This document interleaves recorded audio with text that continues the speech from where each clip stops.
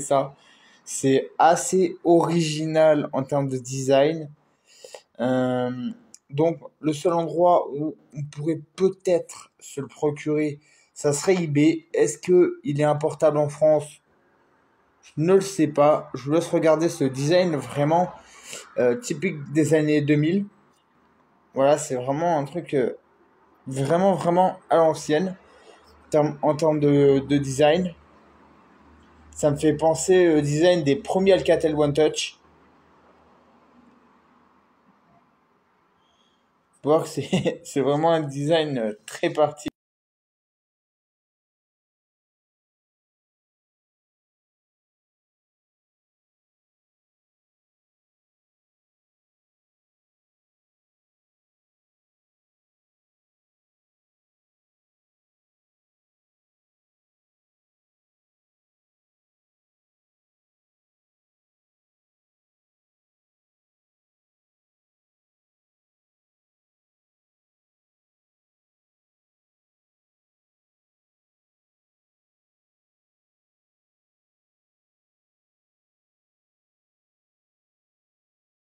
Comme ça que je connais pas, qui sort nulle part.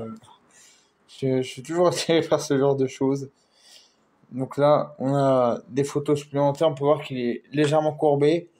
Ils ont voulu en fait imiter entre un design de smartphone des années 2000 combiné à un LG G Flex. Euh, donc voilà pour la partie design. Mais moi, je veux la fiche technique. Donc ça a l'air quand même pas facile de trouver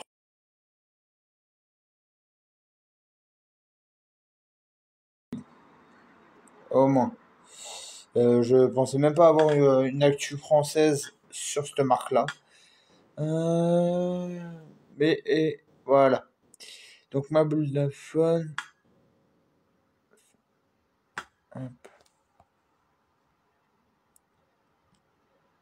Mais en fait, on n'a même pas d'infos dessus. Ah si. Quand un spécialiste du ripin crée un smartphone Android.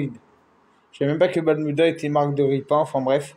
Balmuda Technologies n'est pas à proprement parler un spécialiste de ripin. C'est un groupe technologique japonais spécialisé dans les designs. Le PDG de l'entreprise Jun Terao a déclaré sur scène qu'il estimait que les smartphones étaient devenus trop gros et encombrants ces dernières années. Il a donc conçu un smartphone très compact avec un écran de 4,9 pouces de diagonale et une définition Full HD, à peu près comparable à un iPhone SE de 4,7 pouces. Mais le téléphone japonais est bien plus compact car il n'a aucune bordure d'écran ou presque. Moi, voilà. Les caractéristiques du téléphone en font un smartphone de milieu de gamme. Donc il aurait un processeur Qualcomm Snap 765. Donc un bon pros encore de nos jours. Là où ça fait mal, c'est que bon, t'as qu'une seule version, 628. C'est pas trop mal. Et là où c'est que ça pique, c'est que t'as une batterie de 2500 mAh. Je vois pas comment en 2024 on peut arriver à tenir une journée complète avec une batterie de 2005.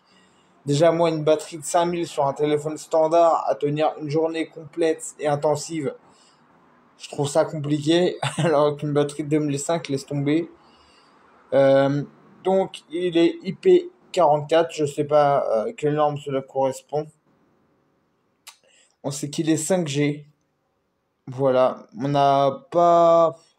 Ce qui est dommage, c'est qu'on n'a pas énormément d'infos non plus. On ne sait pas ce que c'est au niveau des capteurs. Concernant les capteurs photo, on n'a pas d'informations. On ne sait pas si c'est un smartphone multilangue.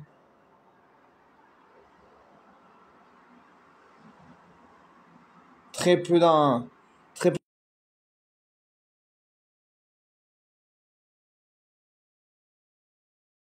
plus d'informations apparemment.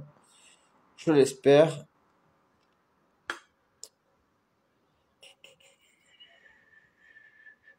Donc voilà, oui, on a plus d'informations. Je vous laisse regarder par rapport aux dimensions. Il fait que 138 grammes, donc un truc vraiment ultra léger. Oui, il n'est pas sorti hier, il est sorti donc en novembre 2021. Il prendrait donc nano SIM. Voilà. Alors, je sais pas si c'est une ou deux nano SIM qui prend. Il est sorti sous Android 11. 6 Go de RAM, 128 Go de mémoire, comme je l'ai dit. Il n'a pas l'air d'être spécifié. Je pense pas que la mémoire soit extensible. Mais voilà. Le peu d'informations qu'on peut avoir sur la marque de smartphone japonaise Balmuda. Donc voilà. Petite découverte d'une marque comme ça que je ne connaissais absolument pas. Découverte tout au hasard sur Insta. Sur ce, ciao.